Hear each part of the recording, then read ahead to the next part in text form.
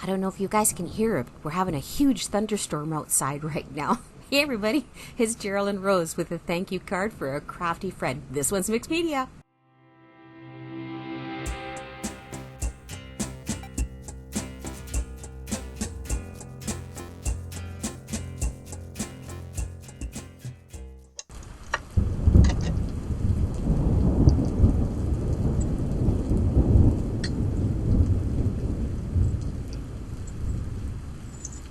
Don't you just love a good boomer thunderstorm? It's kind of backed off now into some very much needed rain, and hopefully it didn't start any forest fires up in the mountains behind us. Okay, focus back on the card, Jer.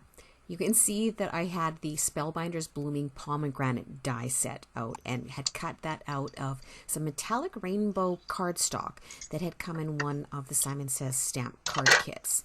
And it's quite intricate, so there's many layers to it, and you just have to check on the package on what they've got for where each piece fits and how many layers of that you need, and then you can kind of get an idea on the different colors. You can see in the background there, I had an idea for this card originally, and it just wouldn't fit on the card, so that one got diverted into another card for a crafty friend, and that one turned out really good actually. I couldn't get the branches with the pomegranates hanging though just set on that panel so that I could put the sentiment in so that it would end up with a balanced composition. So I was like, okay, just put this aside for now, come back to it and see what direction it wants to go in when you take it up again. That's why you can see my finger there. That's just after I'd gotten bee stung and the swelling had gone down, but redness was still there for a few days. When I picked this thank you card up again, I got out some Canson XL watercolor and I took out my oxides, got out the colors that were pretty much the tones that the pomegranates and the leaves had set in the background. So Twisted Citron, Carved Pumpkin, and Mermaid Lagoon, and I ink smooshed it on the panel. So I'm just starting out the base layer there, and I'm drawing in between each of those layers so that most of the colors didn't muddy. Doesn't matter because of course I'm just going to layer it like crazy. And then the next thing, as I said, this is the oxide sprays. I'm layering and again got out those colors as well. Did them kind of in like a swirl that you can see there. And here's the mica sprays. Those were Frosty Mint, Bubbling Cauldron, and Jack-o'-lantern. With the mica sprays, it's hard to control where the spray goes sometimes. I tend to take the nozzle off and then splatter it there. The orange one, I was taking a risk, but I knew that I could do a really, like a half squirt so that it would do the droplets in there at the end. Of course, I'm taking the nozzle out. Now here, we're distressing. So we're splattering it with some water. I'm going to get the paper towel out once it's had a few moments to set and pull that up. I don't know why I did that. I'm going to continue layering. Here's the Simon Says stamp. It's the Maud Leaf background cling stamp. And I've put the oxides in the different tones set all the way through there. And I'm just picking it up in different areas in the background as we are wont to do for Mixed Media. And as well, the Simon Says stamp, the Graceful Flowers stamp. This was in the August card kit. I am using the white, unicorn white pigment ink for that. I did that a couple of times because you have to build that pigment ink up. Wanting more white, I got out Picket Fence, but my nozzle is funky. I am making a big mess. And having fun. Just after this, I sprayed on some more of the Sprit sprays over top of that. And the neat thing is that Picket Fence, because it's a pigment spray, it actually resisted them. And I was fascinated.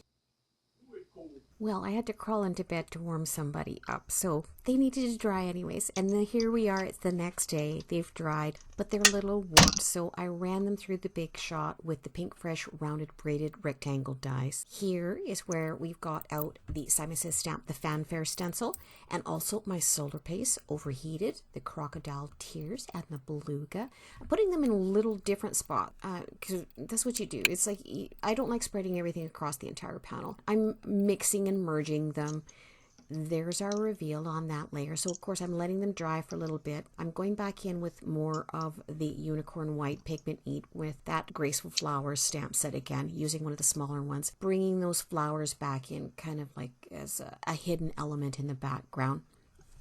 And to further straighten it out, I ran it through the Sizzix the Art Deco embossing folder. And then I ran it through again and flattened it out a little bit more. Putting on some spritz sprays there. Yes, in those 3 tones again. And then Kurtaki, the starry colors in the white gold. And then, this was the embossing glazes in those 3 tones as well too. At this point, I got the brilliant idea that, I need a little bit more unity to carry through that shape of that die. So I cut out some of the shimmer vellum.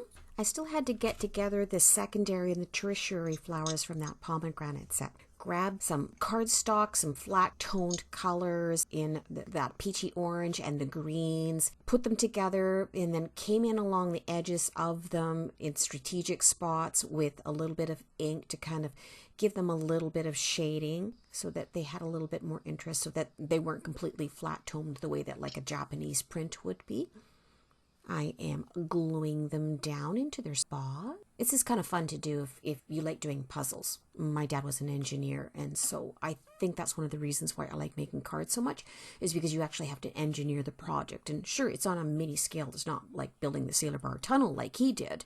And yet, it's still something that keeps your mind active. Now, while I'm methodically gluing these all down, the back of my mind is percolating on what sentiment am I going to put on this. The original thanks I had picked out for this was too big. It kind of took everything over, and I thought, I got to find something that'll fit in the middle. And bingo, the Spellbinders, the Hello Dear Friend. Plus, it has a die set for around the outside of it. Got out my glimmer, foiled it up with the green to blue gradient. Once it was ready, really did run it through my Big Shot this slowly. It's the pressure and the heat that helps to set that foil into place. We're going to do the reveal here.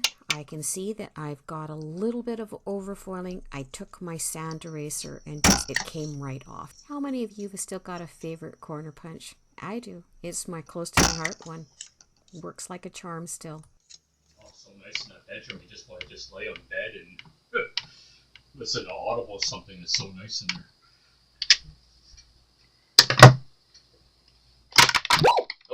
Throwing things around. Get carried away. I think that's going to be for the fail video. Yeah, okay. You can see I was working on the inside sentiments for the cards, ombreing them. It was from the Close to My Heart Ever So Much set when my sweetie came in to check and see how I was doing. You guys should all be so lucky. The sentiment I'm using at the bottom was from the Picket Fence Crafty Mail stamp set. Here is one of my custom stamps on the back. I get them every year from Scrap and Stamp in Vancouver, BC. They usually have them out by about November. And those are 2 of the spare flowers I'm just putting on the inside of the card. Here's the tricky part of laying down that whole die set and glued together pomegranate with the flowers on top of the vellum without smearing the glue on the vellum, and yet getting it into the place to cover the spots where I had glued the vellum. Gluing the back of the panel so that I can just set it down over top of the card, checking to make certain that we have it turned the right way before we glue it down, and very gently I will place an acrylic block over top of this. Because I'm an over-adheser and I use too much glue, once this is all put together, overnight I will put a folded paper towel in the middle and then the acrylic blocks on either end to help it so that when the glue curls as it dries, that it actually helps to straighten it out. I am getting the Simon Says stamp, the Retro Wishes, just for the little sentiment line that I want to tuck in above our main sentiment. If you go over top of your normal ink the second time with one of the oxides in a similar tone and just use clear embossing powder on it, it works out really well without having to get out your Versamark. And you can tell we're coming into the home stretch because the T-square ruler is out to set down that mini sentiment in spot. Excuse my head there. This is the This Calls for Confetti Prism, the little shiny discs of goodness that we're putting on there, and that's our finished card as a thank you for this crafty friend.